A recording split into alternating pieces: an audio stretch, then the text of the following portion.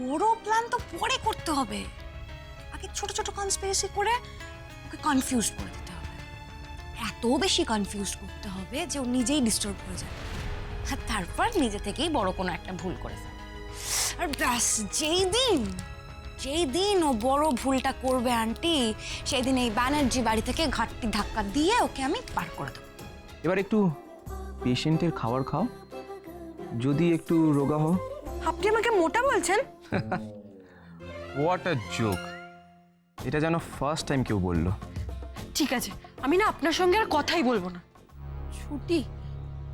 আমাকে হঠাৎ ছুটি কেন নিতে বলছেন ম্যাডাম? আমি তো কোনো ছুটি চাইনি। আমি কি কোনো ভুল করে ফেলেছি? শোভা ব্যানার্জি কাউকে কৈফিয়ত দেয় না। তোমাকে ছুটি নিতে বলছি, তুমি ছুটি নেবে। ভারতী, আমায় এক কাপ চা দাও দেখি। কি বলছো তুমি ভারতী? তুমি ছুটি নেবে? আরে আমার বাড়ির ডোমেস্টিক কাজের সমস্ত ভার তোমার উপরে আছে, রান্না বান্না ভার তোমার উপরে আছে, আর তুমি বলছো তুমি ছুটি নেবে 15 দিন। এসব কি বলছেন ম্যাডাম? আমি তো কিছুই...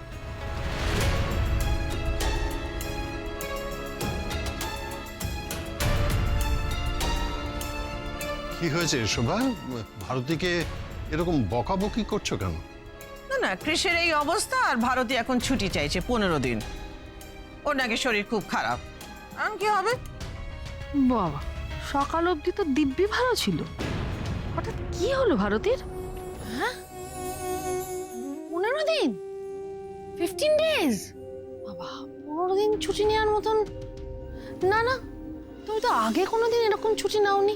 এই, তোমার কি অসুখ টসুখ করেছে? রমলা, এই ধরনের প্রশ্ন করে ওকে সকলের সামনে কেন এম্বারেস করছো? যে মানুষটা উদয়াস্ত আমাদের জন্য খাটছে, তার তো শরীর খারাপ হতেই পারে। শোভা, তুমি ওকে ছুটি দিয়ে দাও। যাও ভারতী, তুমি কদিন রেস্ট নাও। ছুটি নাও, রেস্ট নাও বলে হয় নাকি? ও চলে গেলে আমার তো পুরো বাড়ি অচল হয়ে যাবে। এত কাজ, মানে সারা বাড়ি রান্না বান্না, কৃষের আলাদা রান্না, ঘরদোর পরিষ্কার করা, হাইজিন মেনটেন করা, না তো কৃষির ইনফেকশন হয়ে যাবে। ভারতী ছাড়া এগুলো কে করবে? সব কাজ আমি করব মা। আপনি ভারতী দিকে ছুটি দিয়ে দিন। দাঁড়া দাঁড়া, সব কাজ আমি করব, এই কথাটার মানেটা কি? হ্যাঁ, সব ব্যাপারে আগ বাড়িয়ে এসে সব দায়িত্ব নিজের কাঁধে নেওয়ার কোনো মানে আছে? একেই তো কৃষের সমস্ত দায়িত্ব নিজের ঘাড়ে নিয়েছিস তুই, তার উপরে এখন বাড়ির সবার সকলের দায়িত্বটা নিজের কাঁধে নিবি, তাই না? হ্যাঁ, না না না না, কোনো প্রশ্নই ওঠে না। আমি এত কাজ তোকে করতে দেব না, ব্যাস। হ্যাঁ সত্যি তো। আচ্ছা, একার পক্ষে এত কাজ করা সম্ভব নাকি? তোমরা এত চিন্তা করছো কেন? আমি সব পারবো। ও যখন বলছে ও পারবে, তাহলে একবার চান্স দিয়ে দেখোই না ওকে। আচ্ছা, এইবার বুঝেছি, রাধাকে দিয়ে ঝিগিরি করাবে বলে তুমি ভারতীকে ছুটি দিলে। করো করো করো, তুমি যত রাধার পেছনে মন দেবে, তত বিজনেস থেকে তোমার মন সরবে, আর ততই ঈশানের বাবা লুটেপুটে নিতে সুবিধা হবে। তাহলে দাদা, রাধা যখন এত করে চাইছে, তখন দিয়েই দিন দায়িত্বটা। মানে আজ না হয় কাল এই গোটা সংসারের দায়িত্ব তো ওকে একা সামলাতেই হবে। মানে দিদি ভাই, তুমি তো মাথার উপরে আছোই। হ্যাঁ বাবা, আমি যেরকম গোমরামুখ স্ত্রী, তেমন এবারের বউও তো বাবা। আমাকে স্ত্রী ধর্মের সঙ্গে সঙ্গে সাংসারিক কর্তব্যগুলো পালন করতে হবে তো। এ বাড়িতে তো আরো বউয়েরা আছে, তো তারা কিছুটা সামলাক। তারা তো নিশ্চয়ই এতদিন সংসার সামলেই এসেছে বাবা, নাহলে তুমি এত নিশ্চিন্তে কাজ করতে কি করে? এখন তাদের বয়স হয়েছে, এখন সব দায়িত্ব আমার। তুই এত ভালো না রে মা, সেই জন্য সবাইকেই নিজের মতো ভালো ভাবিস, কিন্তু তোর এই ভালো মানুষের সুযোগ আমি অন্য কাউকে নিতে দেব না। ঠিক আছে, ভারতী যতদিন না সুস্থ হয়ে আবার এ বাড়িতে এসে কাজে যোগ দেয় ততদিন আমরা সেন্টার থেকে লোক নিয়ে নেব। Impossible, absolutely impossible. একটার পর একটা আমাদের বিপদ ঘটে যাচ্ছে, আর বাইরের অচেনা লোককে আমি দিনরাত আমার বাড়িতে একদম থাকতে দেব না। আরে আমাদের পুরো ফ্যামিলির একটা সিকিউরিটির প্রবলেম আছে, ক্রিসের সিকিউরিটির প্রবলেম আছে। No way. বাইরের লোক আর নতুন করে কি বিপদ বয়ে আনবে তোমার জন্য দিদি ভাই? বিপদ যে তোমার বাড়িতেই ঘাপটি মেরে বসে রয়েছে, যাকে বলে সর্ষের মধ্যে ভূত। হ্যাঁ, সেটাও ঠিক। মানে বাইরের লোক এসে রাধার মতন যত্ন কি আর করতে পারবে? বাইরে থেকে কি সব প্রবলেমের কথা শুনতে পাচ্ছিলাম। এই বাড়িতে যাতে আর কোনো প্রবলেম না হয় সেটা ব্যবস্থা আমি করে ফেলেছি। দেখো আমি কাকে সঙ্গে নিয়ে এসেছি।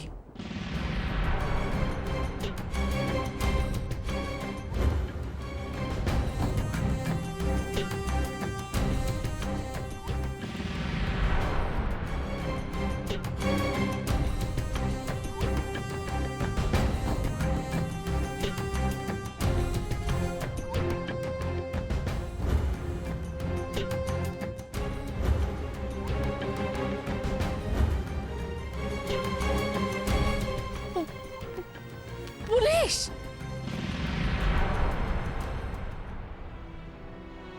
রাধার সাথে তো এত কথা হলো, বাট কাজের কথা তো এখনো বলা হলো না। বাড়িতে তো আমাকে কেউ কিছু জানালো না যে অফিসে কি চলছে। এই কদিন তো ড্যাড, সারা সবাই তো আমাকে নিয়েই বিজি ছিল। নিশ্চয়ই প্রজেক্টের কাজে কেউ হাত দিতে পারিনি। আমাদের মাথার ওপর তো 35 কোটি টাকার লোনের বোঝা আছে।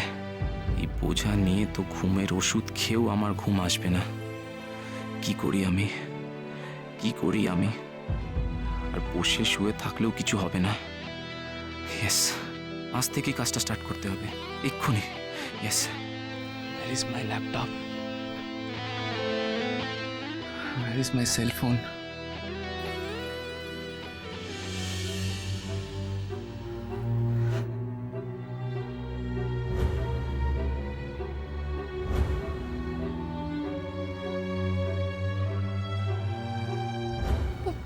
পুলিশ কেন? না মানে আমাদের মতন সম্ভ্রান্ত একটা বাড়িতে পুলিশ, এটা তো ভালো দেখায় না। না, আমাদের মান সম্মান তো একদম ধুলোয় মিশে যাবে। বাবা, আপনার তো দেখছি পুলিশ যাত্রার উপরে অনেক হেট্রেট জমা হয়েছে। না, তা নয়। রাগ কেন হবে? ব্যাপারটা হেট্রেড না ভয় সেটাই জানার। আন্টি, ও শুধু পুলিশ ইন্সপেক্টর নয়, আমার খুব ভালো বন্ধু। রিসেন্টলি এখানকার থানায় ওর পোস্টিং হয়েছে। আমি ওকে ক্রিসের অ্যাক্সিডেন্টের ব্যাপারটা প্লাস আমাদের কোম্পানিতে যা সব হচ্ছে, পরপর যে প্রবলেমসগুলো হচ্ছে সেগুলোকে সব খুলে বলেছি।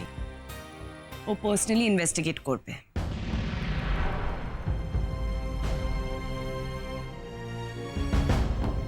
বাহ, সে তো খুব ভালো কথা। আমারও কিছুদিন ধরে মনে হচ্ছিল যে আমাদের কোম্পানিতে পরপর যেসব ঘটনা মিস আপগুলো হচ্ছে তার যদি একটা প্রপার ইনভেস্টিগেশন হয়, গৌরব যদি পার্সোনালি সেটা করতে চায় তাহলে তার থেকে ভালো আর কি হতে পারে। আর তার সাথে যদি ক্রিসের অ্যাক্সিডেন্টের কেসটাও যোগ হয় তাহলে তো আর কিছু বলারই নেই। প্রথমবার কাকন একটা বুদ্ধিমতির মতন কাজ করেছে।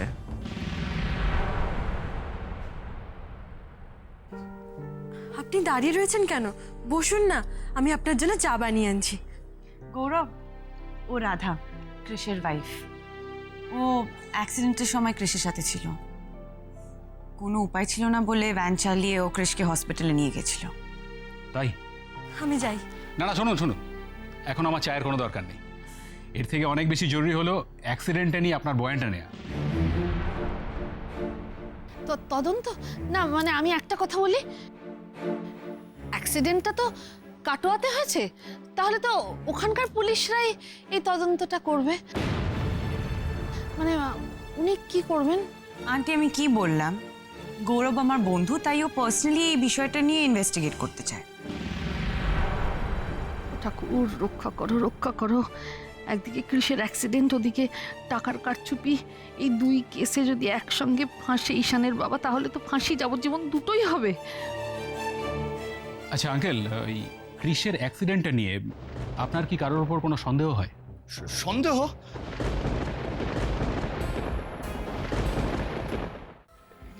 কি সন্দেহ আমি বুঝতে পারছি না, মানে কেন সন্দেহ করব? আর কাকেই বা সন্দেহ করবো দাদা?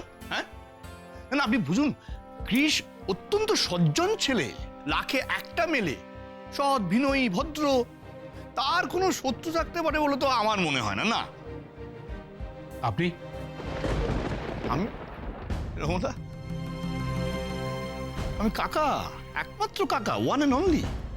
ও আচ্ছা, না কথাটা আপনি ঠিকই বলেছেন, তবে ওই যে আপনি বললেন না ভদ্র, নম্র, সৎ, এর পাশাপাশি কিন্তু উনি একজন বড় বিজনেসম্যানও। তাই ক্ষমতা আর টাকা কিন্তু ওনার কাছে প্রচুর রয়েছে। আর এই ক্ষমতা আর টাকা, এই দুটো ব্যাপার কিন্তু মানুষের শত্রুর সংখ্যা ক্রমশ বাড়িয়ে তোলে। টাকা? হ্যাঁ গো, টাকা 30 কোটি টাকা তো দে না এখন। টাকা কোথায়?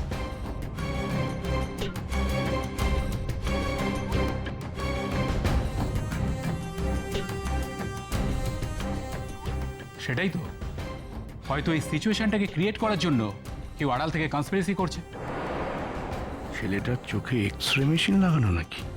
হ্যাঁ না, এই পুলিশ তো ভোগাবে মনে হচ্ছে।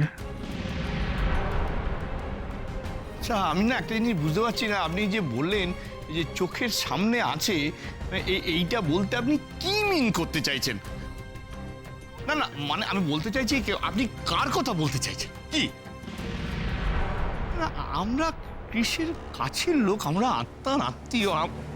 দাদা এইসব এইসব বন্ধ করো প্লিজ, আমি হাত জোর করছি, বন্ধ করো। বাড়ির মধ্যে পুলিশ এসে ঢুকে আমাদের সবাইকে জিজ্ঞাসাবাদ করছে, এটা কি, এটা কেন হচ্ছে? খুব খারাপ। হ্যাঁ, তুমি দেখো উনি এসে কি করছেন, এর মনে ওর প্রতি, ওর মনে তার প্রতি, এই মানে অবিশ্বাস ঢুকিয়ে দিচ্ছে। এতে করে আমাদের পুরো বাড়িটার যে সকলের মধ্যে একটা বিশ্বাসের ভিত ছিল চলে যাবে। হ্যাঁ বলো। শুধু সন্দেহ তৈরি না করে সন্দেহ ভেঙেও দিতে পারে। আরে সেটাতে তো তোমাদেরই লাভ। ওনাকে ইনভেস্টিগেশন করতে দাও দিব্য। ইন্টারাপ্ট করো না। Gaurav, please you carry on. After all আমাদের সিকিউরিটির এটা একটা ব্যাপার। Carry on please. আচ্ছা রাধা, আপনি অ্যাক্সিডেন্টের সময় যেহেতু কৃষের সঙ্গে ছিলেন, আগে প্রশ্নটা আপনাকেই করি। আচ্ছা, সেদিন যখন আপনাদের গাড়িতে যে গাড়িটা ধাক্কা মেরেছিল, সেই গাড়িটার নাম্বার কিছু মনে আছে আপনার? দেখেছিলেন? না তো। আচ্ছা, ওই গাড়ির ড্রাইভার কিংবা অন্য কোনো লোক, তারা কোনোভাবে ইনজিওর্ড হয়েছিল কিনা সেটা কিছু জানেন? মনে তো হয় না, কারণ জ্ঞান ফেরার পর তো ওখানে শুধু আমাদের গাড়িটাই ছিল। I see. আচ্ছা, আপনারা যখন গাড়িতে আসছিলেন তখন কি কোনোভাবে ফিল করছিলেন যে মানে কেউ আপনাদের ফলো করছে কিনা?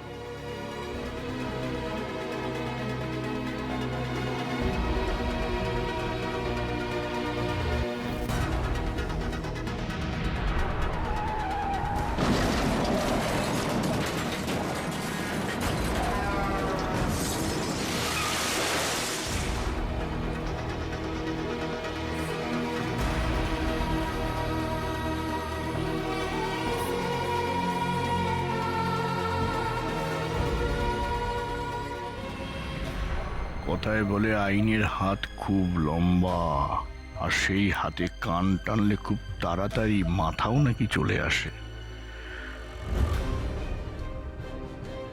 এই পুলিশ যাতে কোনো রকমের মাথা অবধি পৌঁছতে না পারে, তার জন্য আমাকে এই তদন্তটা যে করে হোক বন্ধ করাতে হবে। কৃষ বেঁচে বাড়ি ফেরায় বাড়ির লোকেরা দেখছি সাপের 5 পা দেখেছে। ওই এক্সট্রা পাগুলো আমি ভেঙে দিয়ে এদের ফোঁসফোঁসানি খুব শিগগির বন্ধ করতে না পারলে আমার নামও দিব্যেন্দু ব্যানার্জি নয়। না না, এইভাবে বিছানায় বসে থাকলে চলবে না। আমাকে আজ থেকে এক্ষুনি কাজটা স্টার্ট করতেই হবে। গড, 35 crores লোন আমার মাথার ওপর, আর আর এই সময় আমার অ্যাক্সিডেন্টটা হতে হলো।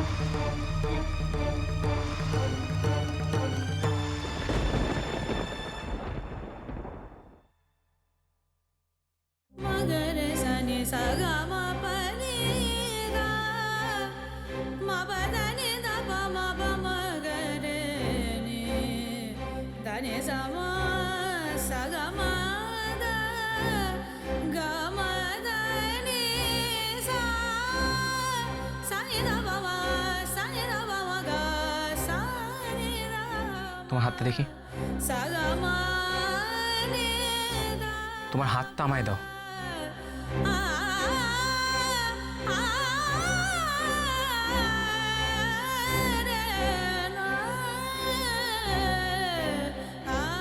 আচ্ছা রাধা, এরকম বোকামো কেউ করে? তুমি তুমি এইভাবে কাচের ওপর হাত দিয়ে দিলে? ইস, সারা হাতে কাঁচ ফুটে। আমি হাতটা না দিলে তো আপনি এক্ষুনি কাঁচের ওপর পা দিয়ে দিচ্ছিলেন।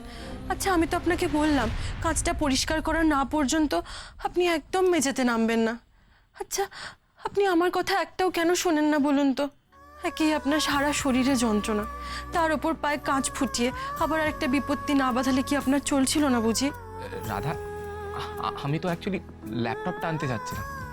ওকে, আই এম সরি, বাট তা বলে তুমি আমার জন্য এইভাবে নিজের হাতটা ইনজুর করে ফেলবে? আমার যা কিছু হোক, আপনার যেন কখনো কিছু না হয়। কি বললে তুমি রাধা? কিছু না, আপনি পা তুলে বসুন তো, আমি এক্ষুনি ঘরটা ঝাড় দিয়ে দিচ্ছি। ঝাড়াটা রাখো, রাখো। তোমার হাতটা দাও, তুমি উঠে এসে বসো।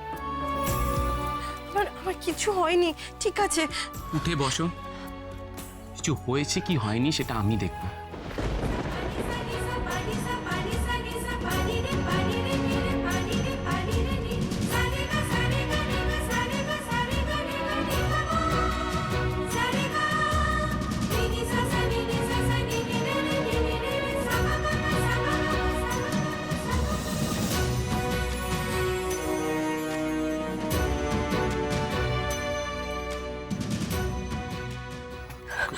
খুব পেন হচ্ছে তোমার?